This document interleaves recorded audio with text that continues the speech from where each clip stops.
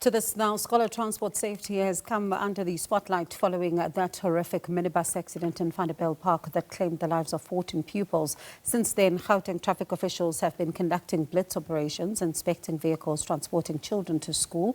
A number of vehicles have been impounded due to compliance issues. For more on this, let's now bring in SABC News full view anchor, that's Mbali Titani, who's at a transport depot for us in Benoni. Mbali, certainly this is one move that is going to upset the drivers, but it is in fact necessary when it comes to the issues of compliance.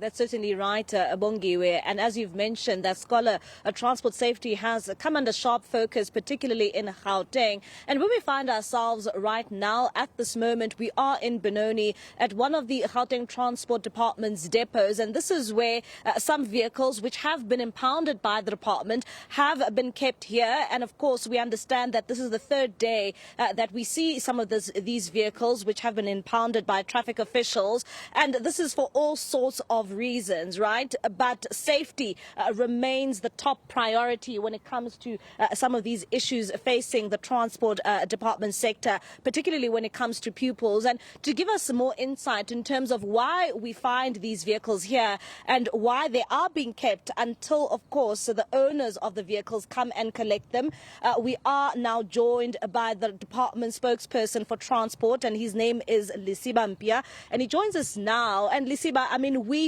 did a walkabout a few moments ago, just walking around this depot, looking and inspecting some of the vehicles which have been impounded by traffic officials in Gauteng. And I must say, a number of issues have come to the fore, be it operating licenses, be it the issues of, the condition in which we find these transport vehicles. What are the main issues that you have found as the Gauteng Department of Transport when it comes to the impounding of some of these vehicles? Thank you, Mbale, for the opportunity. Good evening to your viewers. You'd have seen appalling conditions of these buses. I think we did a walkabout.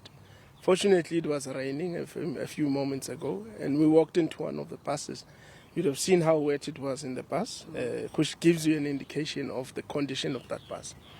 But you find a situation where these buses are impounded for operating without operating licenses, and they are also impounded because they are not in a roadworthy state, and that is why, because they are unroadworthy, we take them off the road. We have been seeing buses that are having torn seats that are covered in blankets. You have a situation where drivers are operating without driver's license and PDPs, and in some instances both.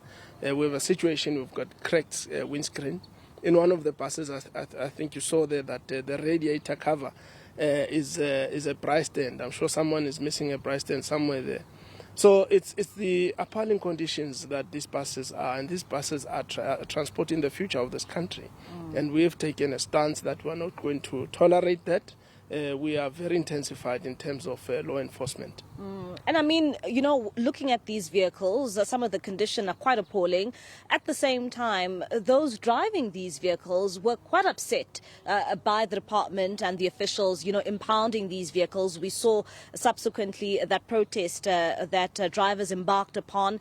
At the same time, we've also seen very long queues at the department where some have been trying to, of course, register their vehicles. Why now? Why all of a sudden that we are now seeing these long vehicles or long queues of vehicle owners trying to register their vehicles? Look, we're quite also caught aback with what would have happened there. What we thought was a protest. It was actually over 500 operators that would have come to the department just to seek for information. Because what they were doing, they were actually making their application for operating licenses at their associations.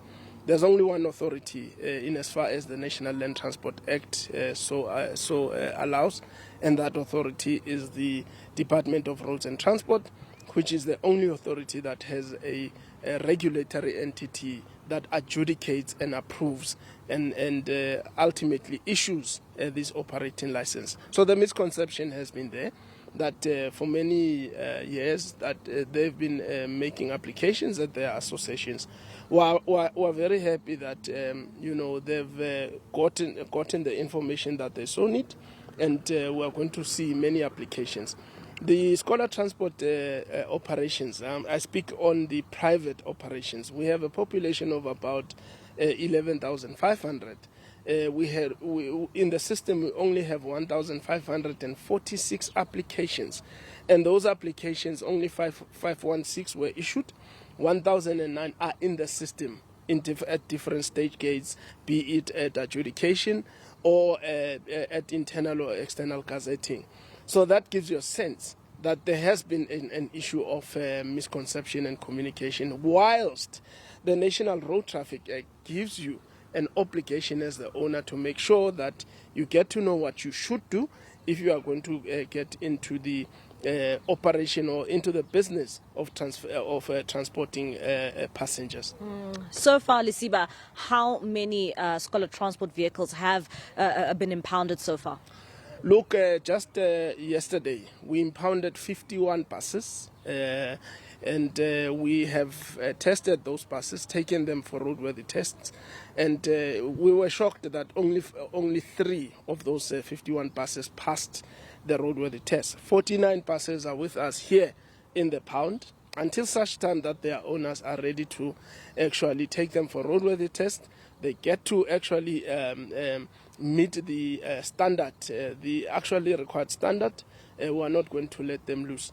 That is why we are saying that these buses are going to be taken off the road on a daily basis. We are on the ground everywhere in the province with the Gauteng Transport Inspectorate led by the MEC of Roads and Transport in the province, MEC Kiribonidia Letlabela, and we are not unflappable, we are unflinching in the business of actually making sure that people adhere to the laws of this country. Lisiba, as a department, you've also been criticized. Many parents asking why now, or why decide to do these scholar transport blitz operations where these buses have been on the roads for quite some time. Even the private scholar transport vehicles have been on the road for quite some time. What has been the reaction that you are getting from parents now that you are on the ground, like you are saying, and you promise to be on the ground and continue to ensure that as children try to get to school, that they do so in a safe way? Look, we must concede that the criticism is warranted, but let's also just fix the misconception there. MEC Kiribonidia Letlabela started, early last year to actually put together a program called Itomagawena, which literally says it starts with you, and it's not just a slogan, it is the truth. If you are an operator, a driver, a motorist who's going to get behind that wheel, the responsibility to actually ensure that you are safe and the people around you are safe starts with you. So we have been embarking on this program. We are not reacting because of the unfortunate incident that happened in Vanderbijlpark, and may the souls of our children rest in eternal peace. And once again, we must forward condolences to their families as well as to the entire province, because we have been a province in mourning. But we are not necessarily reactive in that sense. We started this program way earlier than that. All right, Lisiba, thank you so much for your time. And as you can hear there, Bongiwe, that is Lisiba Mpia.